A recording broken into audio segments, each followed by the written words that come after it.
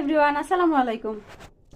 তো আমার monthly homemade hair oil বানানোর কাজ শুরু হয়ে গিয়েছে। আমি এখন হোমমেড হেয়ার অয়েলটা কিভাবে করব সেটা আমি আপনাদেরকে ভিডিও করে দেখাবো। তো দেখেন, এখানে আমি কালো কিশি নিয়েছি। পাতাটা খুব ভালোভাবে সুন্দর করে ধুয়ে পরিষ্কার করে নিয়েছি, ছোট ছোট করে টুকরো টুকরো করে। এখানে মেথি, এখানে হচ্ছে পেঁয়াজ কুচি, আর এটা হচ্ছে আমলকি, এইটা হলো মেহেদি পাতা, এটা হচ্ছে কালো জিরা, আর এটা হলো নিম পাতা।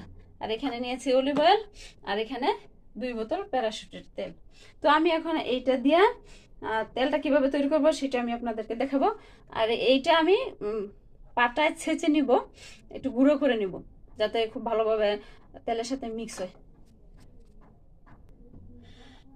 তো দেখেন, এই যে আমলকিটা আমি এভাবে গুঁড়ো করে নিয়েছি পাটায় ছেঁচে।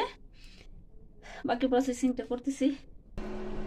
তো আমি এখানে চুলাটা জ্বালিয়ে দিয়েছি আর তেলটা ঢেলে দিচ্ছি। 2 বোতল তেলই আমি ঢেলে দিলাম। দিয়ে দিলাম কালো কেশিটা, মেথি, নিম পাতা দিয়ে দিলাম, কালো জিরা দিয়ে দিলাম, দিয়ে দিলাম পেঁয়াজ কুচি, দিয়ে দিলাম আমলকি গুঁড়োটা, আর এখানে দিয়ে দিলাম মেহেদি পাতাটা। আর এখানে আমি অলিভ অয়েল দিব একটু, এটা চুলে দেওয়ার জন্য। তো আমি সবগুলো একসাথে মিক্স করে দিলাম। এখন এটা আমি জাল করতে থাকবো। তো আমার জাল করতে করতে দেখেন এই অবস্থার মধ্যে আসছে, এটা বলক উঠছে। যতক্ষণ বলক বন্ধ না হয় ততক্ষণ পর্যন্ত আমি এটা জাল করতে থাকবো।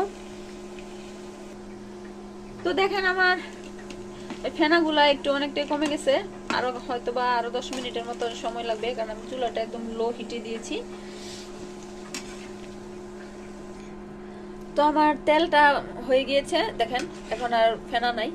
তো আমি এখন চুলাটা বন্ধ করে দিব। এ পর্যায়ে আমি তেলটাকে ঠান্ডা করে নিয়েছি। তো আমি এখন বোতলের মধ্যে ভরে নিব। আর এই তেলটা যদি আপনি ব্যবহার করেন তাহলে দেখবেন একটা চুলও উঠবে না। তো দেখেন, আমি 2 বোতলের মধ্যে তেলটা ভরে নিয়েছি। আর বাটিতে যেগুলো আছে এগুলো আমি ফেলে দিব না, এগুলো আমি ইউজ করব। সবাই ভালো থাকবেন।